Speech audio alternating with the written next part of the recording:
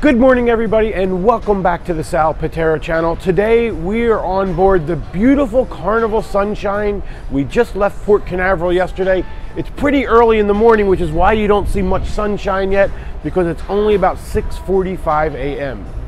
So today we're going to talk about that dream vacation cruise and how to get there. So you've paid for the cruise and you're all ready to go, but you're thinking about how you're going to get to the port where you're going to leave from, and we're going to talk all about that right after this.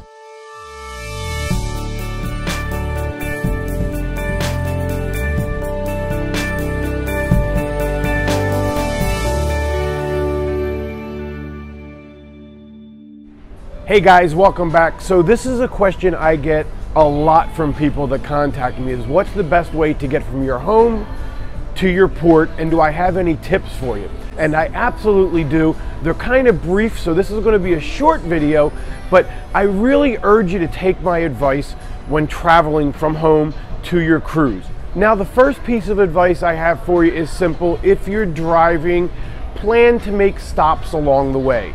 Unless you're driving just a few hours to the port, make sure you take your time and enjoy the leisurely drive. Like, for instance, I live in Ohio, so for me, most of my cruises are out of Florida or Texas or someplace 14 to 24 hours away from my home.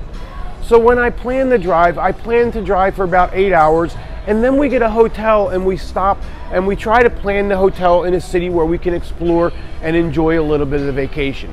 Because there's nothing worse than driving straight 24 hours to a cruise, getting there absolutely exhausted, and then spending your first couple days of your cruise trying to recover from the drive. And the same thing is on the drive home after a beautiful 8-day cruise, or however many days your cruise may be, to end that by having to sit in the car for 24 hours straight and really lose all that relaxation that you had from the vacation itself. So plan some stops, plan your activities. I promise it will be well worth it, and you'll even meet some nice people during those stops. Now, secondly, let's talk about air travel. I strongly recommend that if you're flying, always plan to arrive at least one day prior to your cruise. Never, ever fly in the morning of your cruise. And here's why. It's really simple. While most people will make it if they fly in the morning of their cruise, you just never know.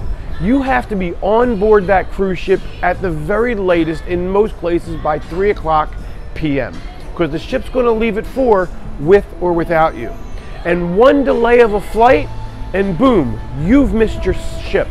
Now, believe me, I know what I'm talking about here. I worked for Delta Airlines for a long time, and I've seen people missing their cruises literally every day of the week. And while the percentage is small, it certainly does happen, and happens every day. Now, a lot of you are going to say, well, it's never happened to me, and I only have a flight from someplace that's warm, so the odds of there being a snow delay or anything like that are small.